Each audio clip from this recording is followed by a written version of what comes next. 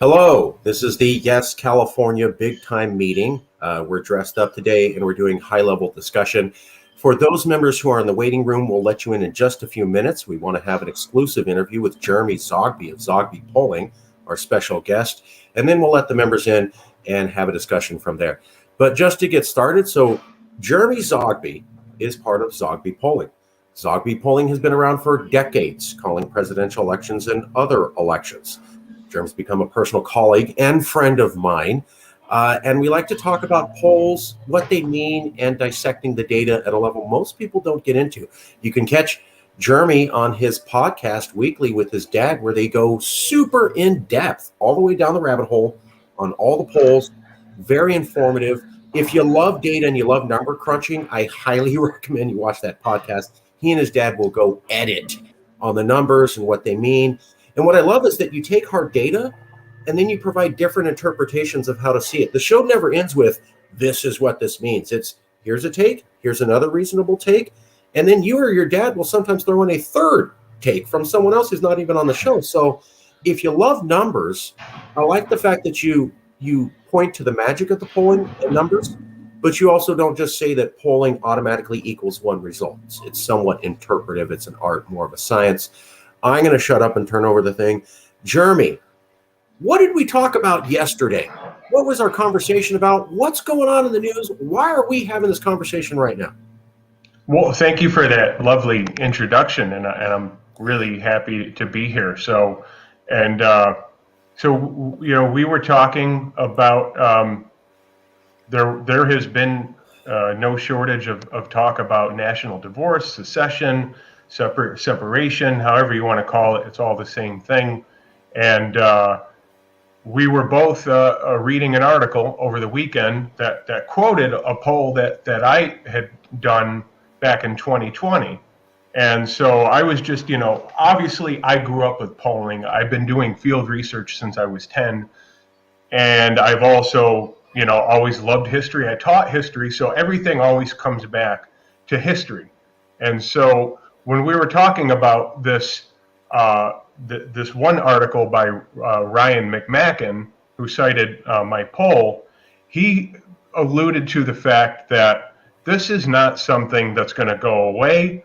This has the potential to go more popular. And so I just brought in a little bit of a historical background to it by saying, look, there are monuments all around us. We live with history. The ideas of the founding fathers and other leaders that come before us are constantly at play with us. And so this is really the ghost of Jefferson and the ghost of Lincoln playing out. And so with that backdrop, you can never really get rid of this idea of separation and independence and secession, because the nation was founded on it. It may become more popular at times, it may become a little bit less, but it's never going to go away. But we think that it's increasingly popular. So I'll start out with that, and if you want to drill down any more, please, with some other questions. Well, we just showed the article by Ryan McMacken for the Mises Institute on the top 3 reasons you should take secession seriously. Here are some of the key quotes that Jeremy Zogby is pointing out. Mackin says, according to Zogby's 2020 poll on secession, favorable attitudes towards secession decline as the polled group gets older. Continuing that quote, in the 18 to 29-year-old group, a majority, 52%, think states have a legal right to secede. In the over 65 group, the number is only 23%. Finally, concluding that quote, in other words, the dogma of national unity is a dogma of older generations. Not only is secession increasingly mainstream, but it may be the wave of the future as well. That was Ryan McMacken of the Mises Institute this week talking about you and your polling. Does he have it right? Is that how you feel? Well, when you've got 52% of 18 to 29-year-olds, now in the media, when we think of, and by the way, 18 to 29 is going to consist of younger millennials and older Gen Z. And so when you think about that group, you think about, mainstream media will have you think about Bernie Bros and Bernistas and I want my socialism. And, maybe to what extent that's true, there's definitely truth to that, but there's this nuance where you contrast them against the older generation who grew up with my country, right or wrong, and patriotism. Their fathers, their uncles, maybe for the younger baby boomers, their grandfathers fought in World War II, maybe even going further back, World War I, and this is a no-no. But the fact of the matter is, here we are in this intense landscape, hyper partisanship, and I think with younger people, and by the way, this is where polling gets into narrative, where you're interpreting the data, you're interpreting the zeitgeist and the general sense of what's going on, and this is a crude term that I'm going to use, but it's pretty obvious in this intense landscape. Political sadomasochism. This like, my party's going to win, my ideology is going to win, and you're going to bow down to it. And what that data is telling us is that there's this sensibility of, look, you live your life, I live my life. I don't want to die for anything. I want to live my life. I want you to live your life. 52% who are saying if a state wants to go, let them go. Is it worth getting shedding blood? And now, one of the interesting things that you told me, I wanted to ask if you could explain this, was that McMacken was using, originally when he was writing this article, he was using older poll numbers. You contacted them and said, hold on, brother, I've got even newer poll numbers. What did the older poll numbers show, and what did the newer poll numbers show? Yeah, so and that's something I do all the time when I see people citing older Zogby data. I'll say, no, you got to use the newer data, which is something I think we all naturally would do. But he had cited, and obviously this is a trend that we've been tracking going back years. So we're on top of this when we follow many sources of information. That's right. The thing you got to know about Zogby's. We're independent. We consume both mainstream media and independent media so that we can know the trends. So I ran into something. Actually, somehow he linked it on my website, johnzogbystrategies.com, citing the 2018.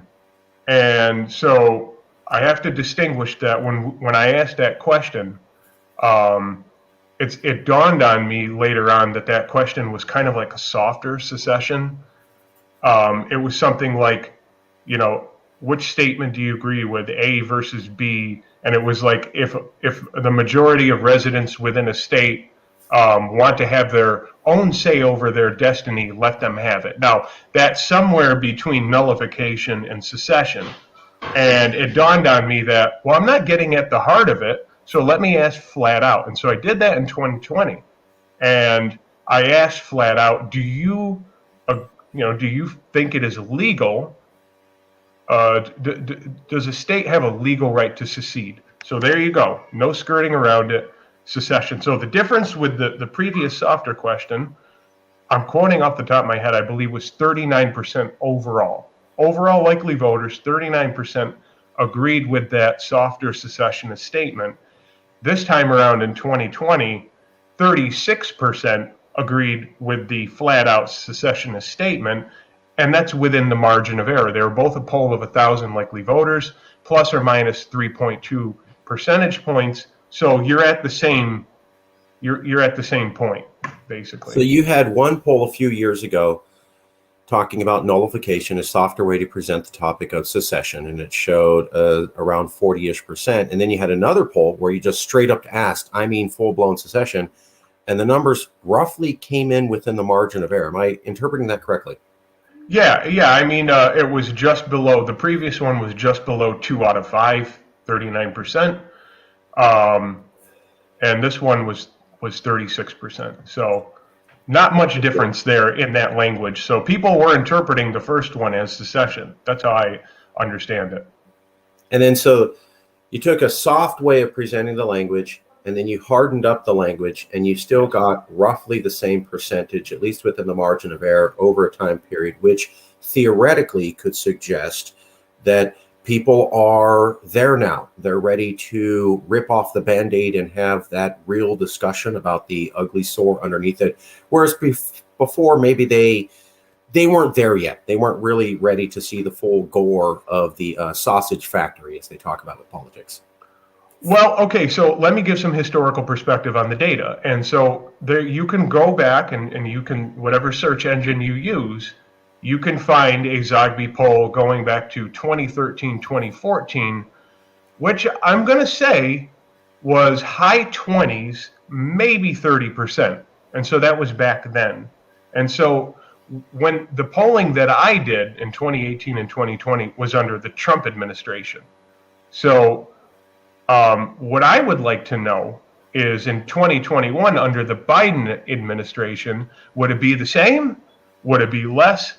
Or would it be more? I'm going to, in the next opportunity I get, I'm going to ask the question because it needs to be revisited. And Biden has had we're over his first 100 days. We're past, we're into his fourth quarter. So I'm going to ask that question. I can't predict. If I had to follow my intuition, I would say it would be at least about the same number. I don't think it would go down. But but don't forget the key data point in that, as Ryan McMacken pointed out, is the young crowd, the 52% who agreed with it.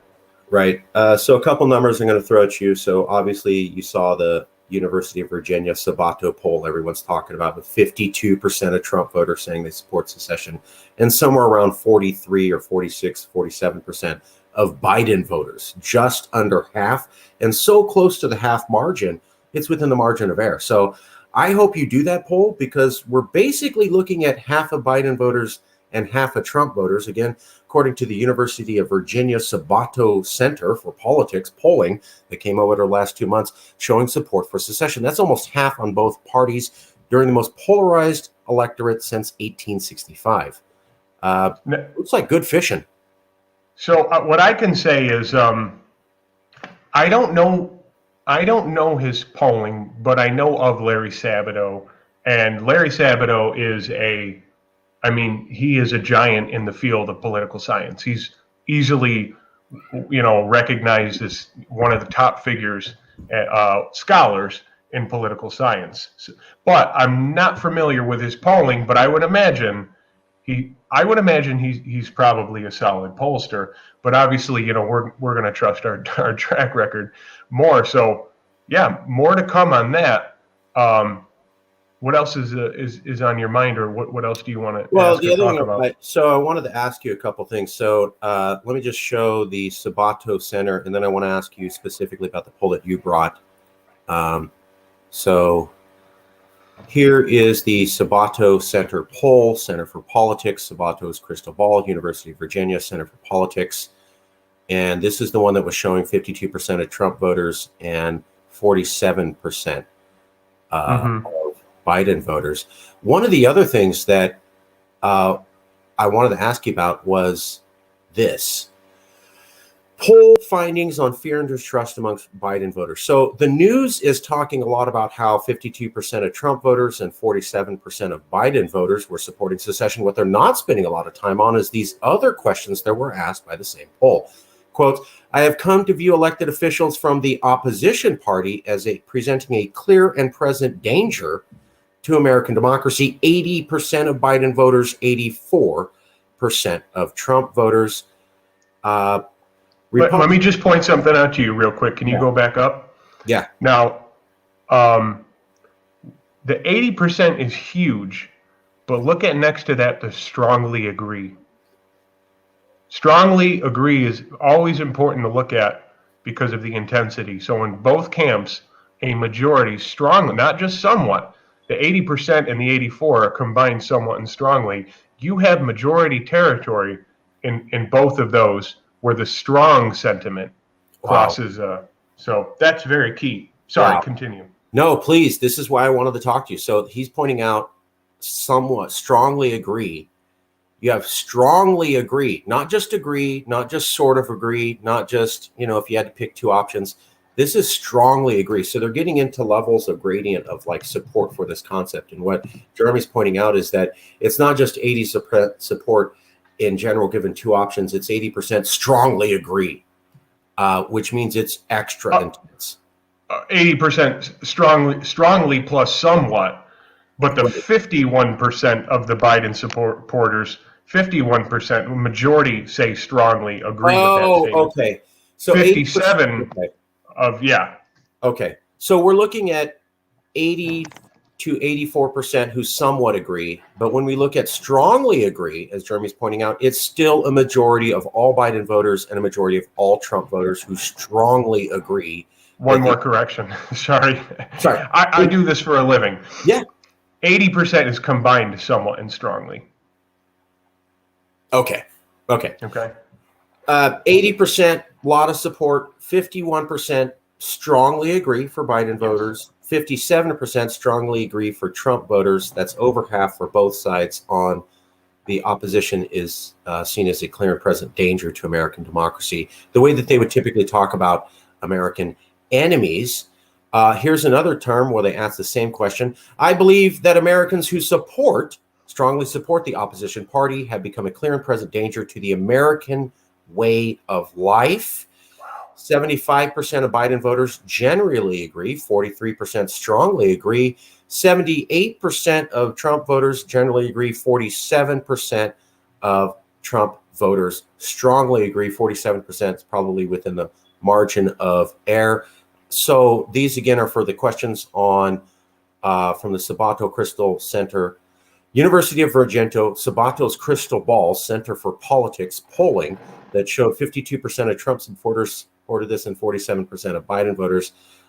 Before we get to that, you had this poll, right? This is the one you were talking about? Yep. What is this asking overall? This was the poll you made in 2020. Okay, so this is the one that Brian McMacken is referencing? Yep, July 15th. There you go. Okay, July 15th, Intelligence Seer by the Zogby Strategies. July 15th, this is the poll McMacken was pointing out showing lack of support for being opposed to secession, and that it changes over time based upon age.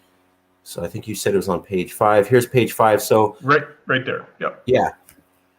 States seceding from the Union is illegal, and any attempt should be put down by military invention. Or statement B, states have the legal right to declare independence from the federal government, and there should be no military intervention.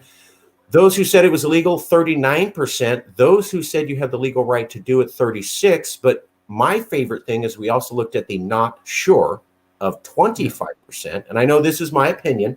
I get that. But in my opinion, when you talk about secession, it's like talking about a violent bank robbery.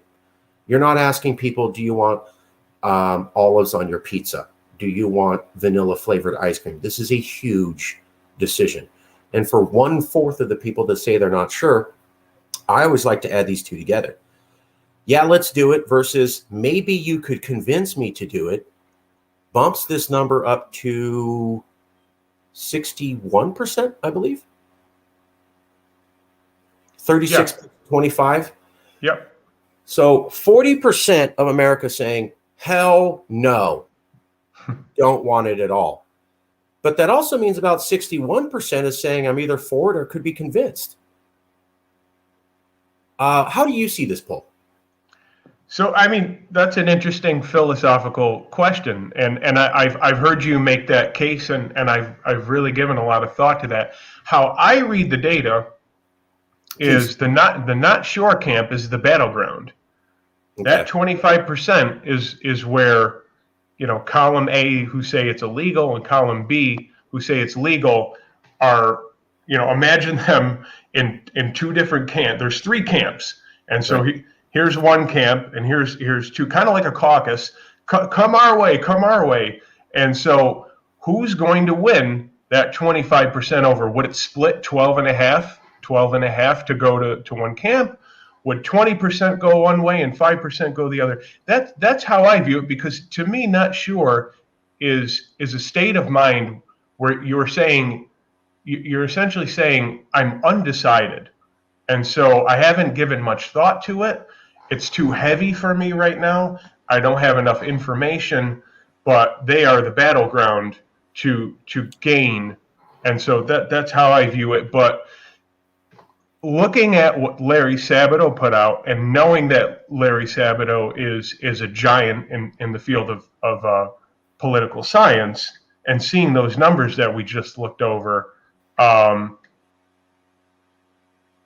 not putting money on this. I'm just saying it would be hard to imagine. It would be hard to imagine that the legal didn't jump up a little bit, because both sides of Trump voters and Biden voters are saying each other, you're a threat.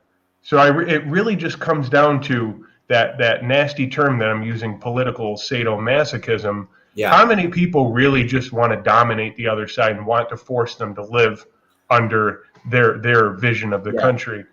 Yeah. Go back to the young. The young don't seem to be down with that. So, wow, you sounded like a young person saying that. So getting into that, here we go. 52% were for secession, 18 to 29 years old. This is what McMacken was pointing out. Here's 52%, 18 to 29 years old. But when we look at 65 plus, it drops to 23%. So you literally go from over half of the youth, everybody under 30 is supportive of secession, with 15% undecided. And then when you get to over 65, it drops to about 20%, or, a reduction of like 200%. Mm-hmm. Am I getting this right? Is this what McMacken was pointing out, was that the youth seem to majority support this? And when you go over 65, it's like 4/5 are against this. I'm sorry, I was just looking at a question. I'll get to that later. No, you're right. But I would also point you to regionally, which we have laid out there. Yep. And the numbers, there it is. The West Coast, but the rest are within a 10-point margin. I would point you to the political party that, remember, this was under Trump. This isn't just a Democrat thing. Even Republicans are saying it, and so are independents, although independents are less, which is interesting. But yeah. What I find interesting is this 44%. So here's the West, which I know they always, lump other states in with California, but California is going to be the dominant share of any conglomeration of states that make up the West, simply because of the size of its population. I'm not sure what percentage it is here, but this is really 44% of a poll for this region made up majority of California population. What I find interesting is that when we compare that 44% to this one, damn, wrong poll. Let me pull up the other poll. 1 second here, sorry. No problem. Bright. There it is. All right, so this is what I wanted to show everybody real quick, and then I want to ask your opinion, Jeremy.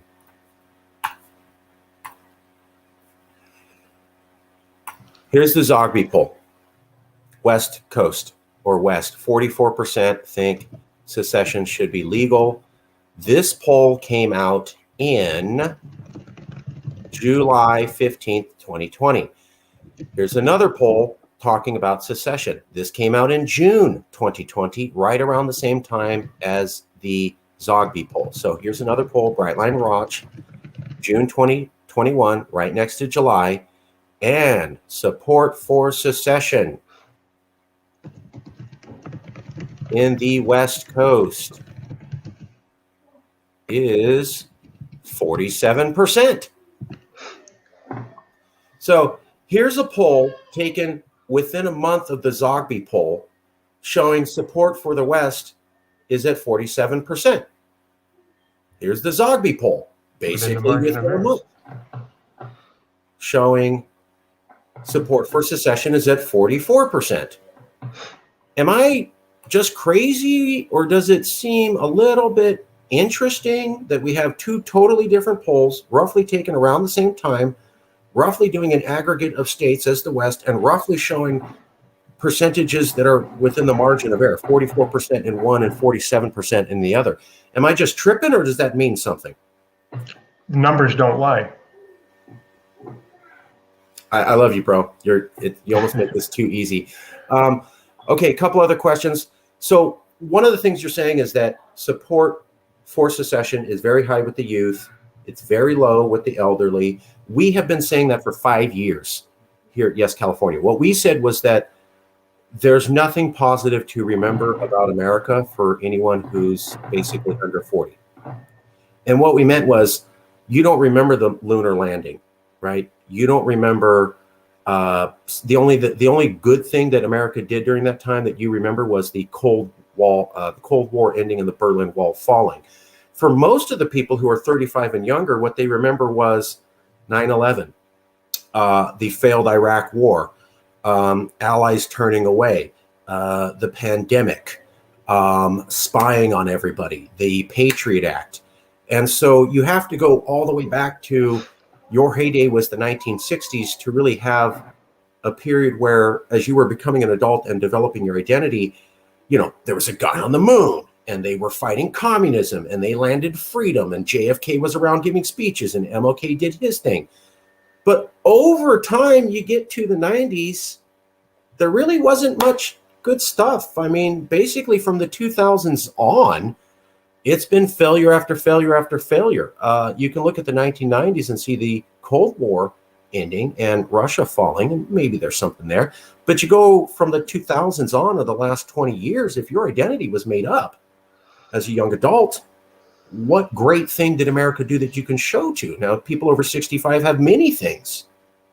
But as America continues to not do so great, I mean, look at Afghanistan, look at the infrastructure bill, look at the debt ceiling, look at inflation, look at the loss of allies, look at the fact that the European Union is still talking about forming something other than NATO, even with Biden in, because they're not sure about America's stability.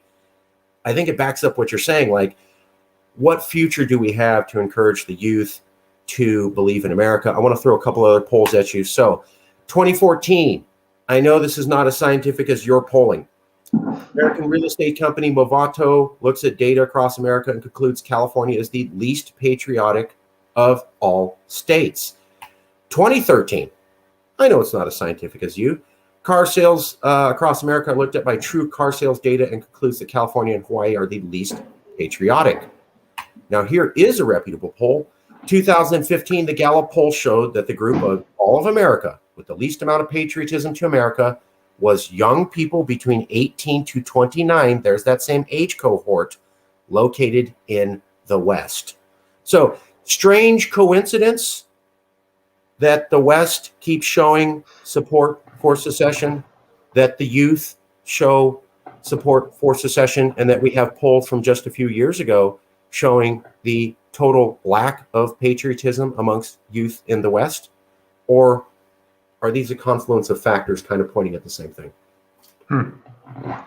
Well, I mean, without that data, just go back to definition. And obviously the West Coast is, generally speaking, by and large, the most progressive part of the country, from Washington down to Oregon, down to California. And by nature, progressive and very liberal tend to be more international in their outlook, whereas conservative tend to be more national. So, I mean, right there, just by the definition alone, and then there, of course, there's the data to support. I haven't looked at those reports. Gallup is, obviously the biggest tree in all of the forest, and obviously very reputable. But they show it, and so, yeah, I believe it. Just to back this up, and maybe don't have to buy the thing, but here's Movato. Yes, they did that poll 2014. It was covered by ABC7. It showed California the least patriotic. Here's the used car data, also showing in 2013, showing California the least patriotic. And then here's the Gallup poll. smaller majority extremely proud to be an American, which also showed that the youth cohort was the lowest pride of anyone. There it is, 18 to 29. And that when you look at the West Coast in general. So everything seems to add up. I want to ask you one last question, if I may. Sure. So this is in the Ryan McMacken article. Ryan McMacken of the Mises Institute, in his article called 3 Reasons to Start Taking Secession Seriously, which came out this week, he references your poll, talks about it in great amount. He's saying that the topic of secession has gone mainstream for this reason. I'm sorry. You have the poll from Brightline Research showing support for secession. Then you have the poll from Sabato Crystal Center at University of Virginia showing support for secession. And then you have Glenn Beck, Sarah Silverman, Stephen Holt, a sitting member of government, and Marjorie Taylor Greene, a sitting member of government, all talking about secession. Now, I'm not familiar with sitting members of government talking about secession since 1860. And McMacken was pointing out that Stephen Holt from Iowa and Marjorie Taylor Greene from Georgia, those are not states right next to each other, are both talking about the legitimacy of this concept. When we have politicians talking about the idea of national divorce, when we have 2 polls pointing at support for it, when we have people like Rich Lowry and David French, also well-known conservatives, speaking about it, and when we also have Ryan McMacken, Michael Malice, and Brian McClanahan, other conservatives, speaking about it, can we say we're approaching mainstream discussion? You have sitting members of Congress, elected officials, famous people, 5 at least super famous conservatives speaking about this, and 2 polls also showing the legitimacy of this concept within the last year's time frame, plus your poll. What say you? Too early to make this conclusion, or this is coming? I would say that my humble opinion, I would say it hasn't gone mainstream yet. When, I guess the question goes, when will you know it's mainstream? Well, I think it's kind of a rhetorical question. You'll know it goes mainstream when it's being talked about in the mainstream media, right? Or now Sarah Silverman said it. Gwyneth Paltrow, did it in that show on Netflix a year or 2 ago. That's right.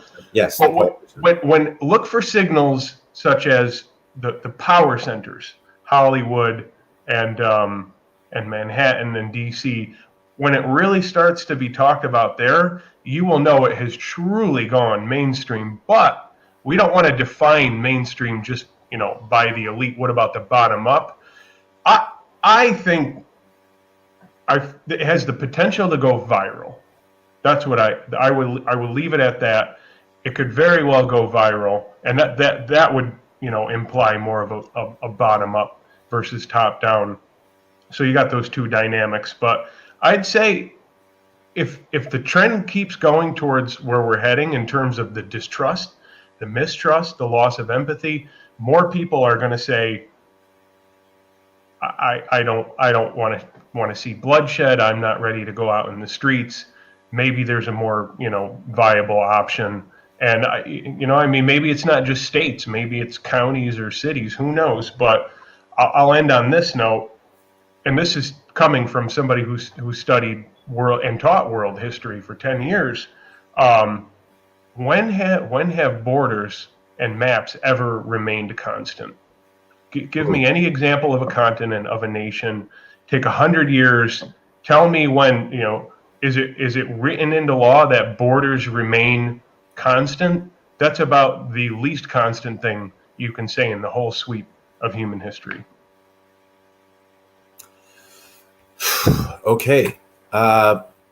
Would you agree that it's new, that when we're looking at the topic of secession, it's new to have a sitting Congress member talk about it. It's new to have a government official talking about it. It's new to have a famous Disney star talk about it. We've never had Glenn Beck or another major, at least somewhat of a reputation conservative say, this looks like it's happening. And when we're talking about it, we have 3 different voices McMacken, Malice, and McClanahan opposing French and Lowry, creating something of a national dialogue around this. I could be wrong. That's why I'm asking. I'm not familiar with at least somewhat respected voices actually having this debate in public rather than just going, this is stupid and let's not even talk about it. I mean, actually agreeing with each other, like, we're going to discuss this and debate it opposite versus that's a stupid idea and how silly, and no one rebuts. Are we seeing something approaching a national dialogue, given people like McMacken and Malice and McClanahan debating publicly with people like Lowry and French, given their audiences, or too early to tell? Well, I guess I would just, and this is a variation of what I said, but going to the ideological spectrum, is that if I were to guess Sarah Silverman's ideology, I would guess that she's pretty progressive. Ryan McMacken, of course, is a something like an anarcho-libertarian. Brian McClanahan, I think, is probably on board. So what I'm saying is this is playing out away from the center and away from mainstream ideology on the right and the left. It's happening here, but you'll know it's gone mainstream when it starts to go this way. All right. Thank you so much. I know you're a busy man. You got kids. It's Halloween, or something about Halloween. Before you go, can you repeat in just 1 minute the statement that you made to me about where your family came from, why they left there, and how that relates to what you see in America today? If you're willing, sir, you do not have to. No, I'm very open about my family's history. My family, I do have, okay, so let me back up. My grandfather and his brothers and sisters left after World War I. They left Lebanon. There were locusts, there was genocide, there was famine, and there was political oppression from the Ottoman Turks. They came to America and they achieved the American dream. But then there were another wave of Zogbys that fled the Lebanese Civil War. That was a civil war that lasted 25 years. And I grew up with stories that it got so out of control that brother started killing brother. That's not very different from what happened in the American Civil War. There was a lot of fratricide. There was a lot of families that were divided. All of the generals before the Civil War studied at West Point together. You had generals that were rooming with each other at West Point that ended up, charging each other in battles like Bull Run and Gettysburg and Antietam. And so the point is that when, and I'm not predicting bloodshed, but we know from war that when bloodshed happens, it becomes utterly senseless and it takes on a life of its own, and it makes no sense. And so I was drawing from that conclusion that I was saying, with the young growing up and having heard stories from Vietnam vets, when they feel like, something is brewing or something is on the horizon, I would imagine that's in the back of their mind. Probably some of those people in the 52% camp who were just like, just let people live their own life. They don't want to see something like that happen. Nobody's ready for something like that to happen. So we need to be very careful about this growing intensity and hyper-partisanship, because don't kid yourself in thinking that it could get out of control. We are not immune to that. We are human, just like other places in the world that have experienced these things. Gonna let you go. 30 more seconds. This is the poll you took, right? In light of recent events, do you believe America will eventually overcome this current wave of disunity, or America will eventually be pushed towards civil war?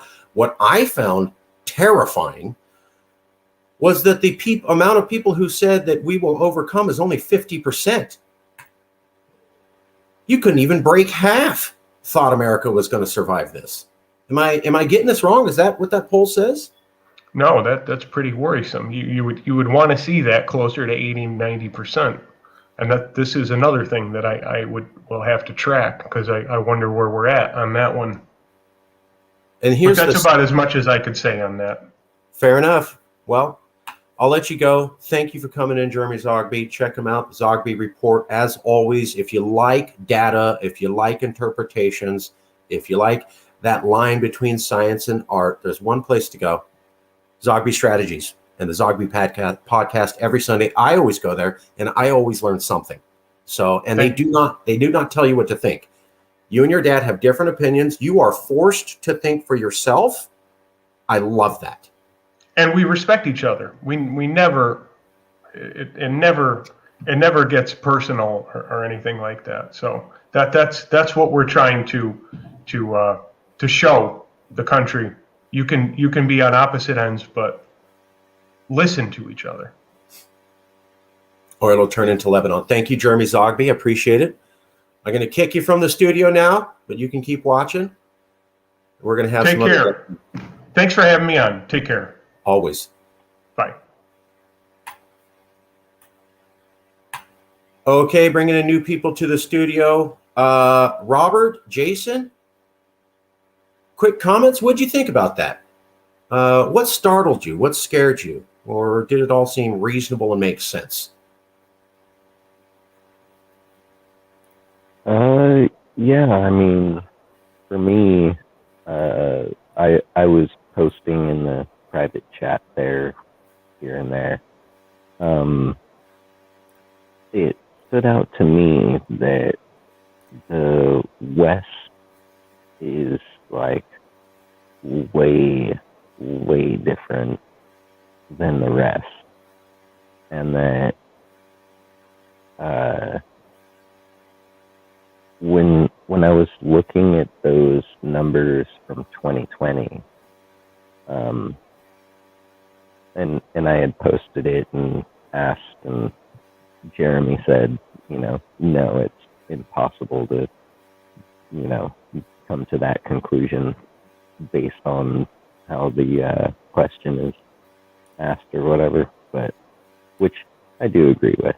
But it was looking to me like, other than the Republicans, the folks who had less on the unsure side, it looked like the unsure was going to the legal and not to the think it's illegal. So like, I was seeing it as the more they know, the more they're for it.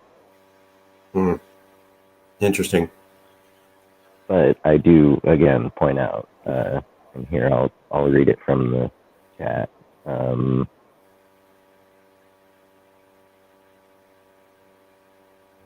He said, I would say there would be no way to determine that, given the nature of how the not sure is undecided.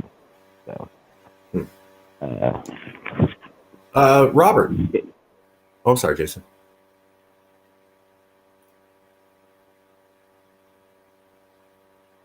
Robert, did you have any thoughts?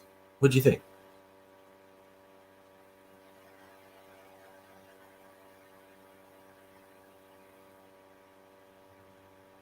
Okay, well, while we're waiting for Robert, I'm going to show a little bit of what we were talking about. I really respect Jeremy Zogby, and I thought that his point about the people speaking it are not super mainstream was relevant, but I somewhat disagree. So we have three people now. 3 Reasons to Start Taking Secession Seriously by McMacken, Dissecting National Review's Article Against National Divorce by Malice, and Rich Lowry Doesn't Like Secession by McClanahan. All 3 of those articles are attacking Rich Lowry's article on national divorce is poisonously stupid. And Dr. King had said that the key step to achieving a goal in a social movement is negotiation and agreeance. Now, he did not mean that everybody agrees on the solution, but that you have to agree on what the problem is. Because if you keep dancing around the problem and redebating it, you can't ever get into 2 camps and you can't ever start to fight. And so that's why King said, out of the 4 stages leading to success, the 4th one being activism, the 1st one being looking at the facts, the 2nd step which actually starts the conflict, is called the negotiation phase. I view this as negotiation. So you have Rich Lowry, National Divorce's poisonously stupid idea on October 10th, and then you have The Great American Divorce by David French. National Review is a well-respected magazine. Now, maybe conservatives don't like it, but it's well known as the conservative voice, at least amongst liberals, which is at least half the country. David French is famous. Both of those guys are repeating the same arguments against even discussing national divorce. And then there's 3 conservatives that are arguing against them. So when you have 2 people saying, don't do that, and then 3 people saying, yes, let's do that, that's a level of national discourse that has never existed in American history regarding the topic of secession since 1860. Now, is that enough to break through the ceiling of into mainstream acceptance? I don't know. That's where I'm debating with Zogby. He's saying not there yet. Maybe that's true. But I also find it interesting that, here's Glenn Beck. Glenn Beck is famous. And when Glenn Beck started talking about national divorce, people weren't saying, oh, did you see the Glenn Beck episode where he talked about national divorce? They were saying, oh my God, Glenn Beck talked about national divorce. Him even mentioning the topic was seen as legitimization. Sarah Silverman is famous. And I don't think people appreciate the aggressive nature of her parent company. The Disney Channel destroys careers of people who say things they don't like. She is a Disney Channel actor, and they said absolutely nothing when she supported national divorce. Sarah Silverman could insult the way something looks and offend some ethnic group. Disney Channel would be all over her in 50 seconds. She said, I support a breakup of America. They said nothing. Glenn Beck is known by all of them. When he speaks, they listen. Maybe they don't agree. And he talked about national divorce. And I got to tell you, I know a lot of conservatives from around America. They were going, oh my God, Glenn Beck even mentioned this. Here's Sarah Silverman talking about it, and Disney says nothing. Here's Marjorie Taylor Greene, a sitting Congress member, does a poll about it. And here's Stephen Holt, another government member, talks about it. This hasn't happened before. Let's take you in a little bit in depth, just so you can see. Once you see the original sources, so here's Rich Lowry. While you're pulling that up, may I say one backing up point is that when they say that there's no point in talking about it, Zogby polling clearly shows from 2018 to 2020, the trend was in the 35 to 40% support of secession, 35 to 40% range from 2018 to 2020, and it stayed roughly in that zone. So that tells us that about a third of all Americans support, like right now, support the legality of independence, secession, self-determination, yada yada.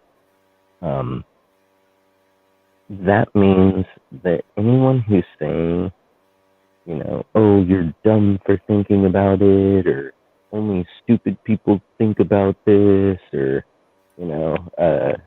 it's not even worth it. Well, you are totally insulting, discounting, and trying to discredit about 1/3 of America. 1 in 3 Americans. So it goes right along the line of, the 50% versus the 50%. Those who hate Trump and those who hate Biden, right? It's one half versus the other. Well, you know what the next largest demographic in America is that actually is made up of parts of both of those halves? Those who support it independent.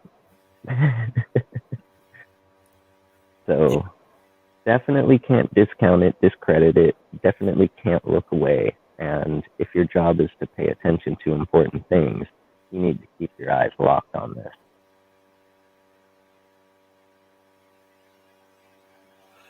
Yeah.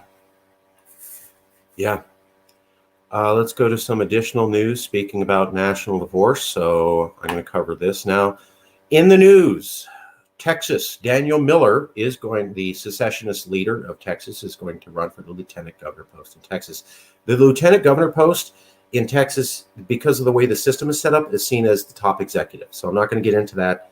But basically, Daniel Miller, the head of the Texas nationalist movement, is going to run for the top post basically in Texas. At the same time, announced the exact same week, Louis Marinelli, the head or one of the heads here of the California secessionist movement, is also running for governor, also the top one. Now, both of them decided recently to do this. They were not going to do it earlier, at least last year. And both of them want to use the election as a way to focus on the right of their state to have independence. What's also interesting is that in the article discussing Daniel Miller and in the article discussing Louis Marinelli, they talk about how Texas is looking into this, California, and New Hampshire. So both articles, they talk about New Hampshire, Texas, and California are all legally pursuing secession. That relates to the meeting that we had with those three groups a month ago, where we said that we would all go to the Liberty Fest in New Hampshire. Let me show you the examples right now.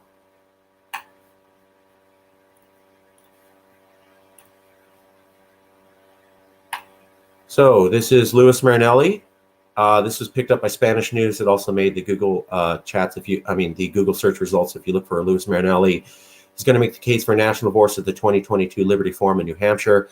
It talks about how he's running, and it talks about how he's going to the Liberty Forum in New Hampshire. And so it's talking about he's going to run for office, and he's working in with other groups across America to do that. We can also take a look at the Daniel Miller article. Daniel Miller is running, and at the bottom of the article, they also point out that in California, Texas isn't the only state that is mulled calling the U.S. quits. In California, the progressive Cal exit movement pushed the Union to flee then-President Donald Trump's reign. The Laconia Daily Sun reported this September that a New Hampshire Republican lawmaker has proposed a constitutional amendment to break free from the federal government. So we have multiple people, at least two. Mike Sylvia in New Hampshire is an elected official pushing secession. Daniel Miller is attempting to be an elected official in Texas to push secession during his campaign. And Louis Marinelli is attempting to be an elected official in California to push secession in his name. So that's key news, and it's coming. And so these are really good times. National divorce is in the news a lot. We have debates with the top polling industry officials in America where they will legitimately debate with us on if this topic is mainstream yet or not. Now, I know we had differences of opinion, but let's think about what's going on. The data is so good that professional polling installations will come to a secessionist organization and have a legitimate debate about how reasonable it is to say if this topic is mainstream yet. At the same time, we are going to approach the first time in American history where people are running for office in multiple states on the topic of secession. Also new. That's all of our news. So let's go to Jason and Robert. Jason, observations, thoughts, and then Robert. I would say that we definitely we need to work on trying to get the message out there, get the information, the facts out there, to get that 35 to 40 percentile marker moving more up to the 50 to 55. maybe even 55 to 60, just for margin of error. But I would say that we need to focus on that, and things like, Lewis and Mr. Miller both running, that brings some of that spotlight that's needed. I think international connections, when Mr. Zogby had said, the West seems to be a little more international minded anyway. I couldn't help but think about how the United Nations was, like, the idea of it started in Berkeley, and its first home location was San Francisco. Right. And only after it became a popular thing that the world was like, oh yeah, this is awesome. Only then did America say, well, we should move the headquarters over here. Right. Yeah. Against the will of the world. Yeah. Yeah, right?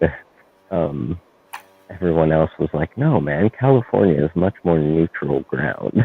It's also nicer weather. Making it, easier for people traveling here internationally to attend world gatherings.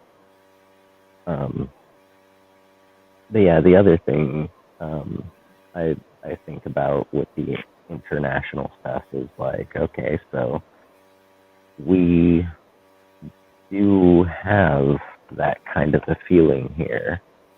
We've got lots of the younger folk supporting. I think what we might be able to use right now is a lot of young, culturally diverse individuals to come out and start talking about this. Talk about it with your mothers and your brothers and your sisters and your fathers and your teachers, and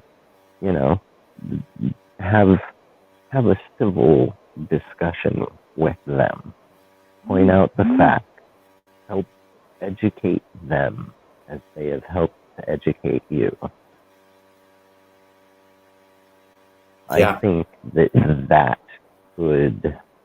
in tandem with politicians who support self-determination.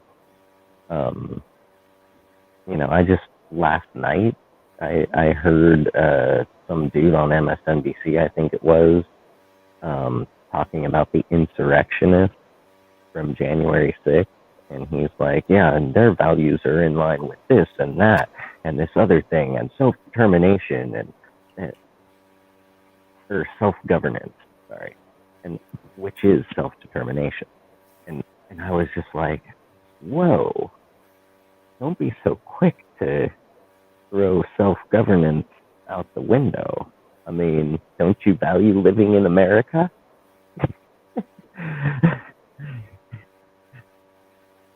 Sounds like someone on MSNBC feels that we'd be much better under, like, I don't know, Saddam Hussein or something, Muammar Gaddafi, Pinochet. Right. Okay.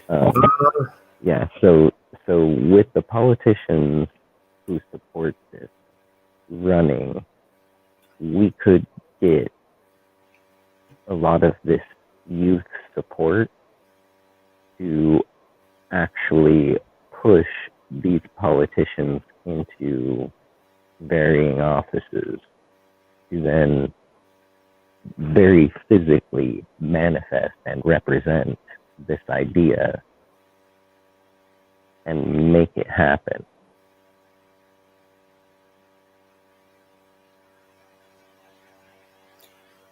Yeah. Okay. Yeah. Robert, any thoughts? All right, then we're going to end the show. Solid hour. A lot of good information. Thank you all for being here. We'll keep you informed and keep checking us out. We'll go from there. We'll be back here Sunday, every Sunday, covering the news, covering the information, trying to keep the sources to you and making sure that you get the information with references that you need to make an informed decision about the most important discussion Californians can have, and the same discussion the mainstream news won't cover at all. Thank you, and we'll see you soon.